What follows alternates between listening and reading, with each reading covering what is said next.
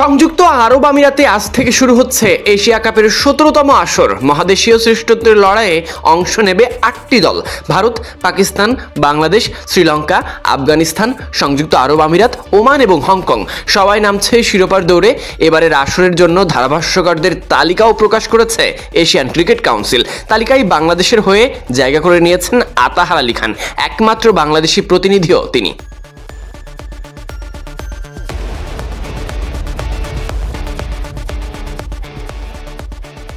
এবারের আসরে তারকাবহুল ধারাভাষ্যকার এই প্যানেলে রয়েছে ভারতের সাবেক ক্রিকেটার সুনীল গাভাস্কার, ভারতের সাবেক কোচ রবি শাস্ত্রী, তাদের সঙ্গে যোগ দিয়েছেন সঞ্জয় মাঞ্জরেকর, রবিন উতাপ্পা, সাইমন ডুলের মতো প্রাক্তন খেলোয়াড়রা। প্যানেলের আন্তর্জাতিক পরিচিত মুখ ওয়াকার ইউনুস, ওয়াসিম আকরাম, রাসেল আর্নল্ড, বাজিদ খান, মাইক হেসমানের মতো গুণীজনেরা।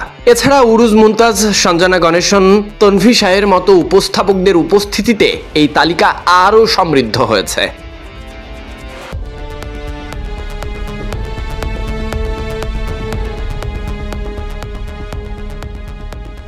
ধারাভাষ্যকারদের সম্পূর্ণ তালিকা: Sunil Gavaskar, Ravi Shastri, Sanjay Manjrekar, Robin Uthappa, Simon Doull, Waqar Younis, Wasim Akram, Sanjana Ganesan, Russel Arnold, Bazid Khan, Mike Haysman, Matt Floyd, Athar Ali Khan, Urooj Mumtaz, Tanvi Shah, Sameer কোচার।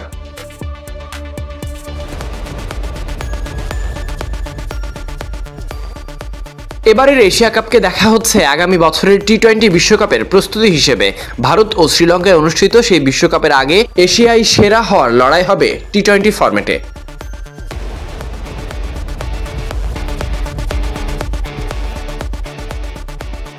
দলগুলোকে দুই গ্রুপে ভাগ করা হয়েছে। গ্রুপ এ তে আছে পাকিস্তান, ভারত, সংযুক্ত আরব আমিরাত এবং ওমান। গ্রুপ বি তে আছে বাংলাদেশ, আফগানিস্তান, শ্রীলঙ্কা এবং হংকং। গ্রুপ পর্ব শেষে শীর্ষ দুই দল যাবে সুপার 4-এ, যেখানে সবাই সবার সাথে মুখোমুখি হবে। এরপর শীর্ষ দুই দল খেলবে শিরোপা নির্ধারণী ফাইনাল ম্যাচ অনুষ্ঠিত হবে আগামী ২৮শে সেপ্টেম্বর। পুরো আসরের খেলা বসবে দুবাই, আবুধাবির মাঠে।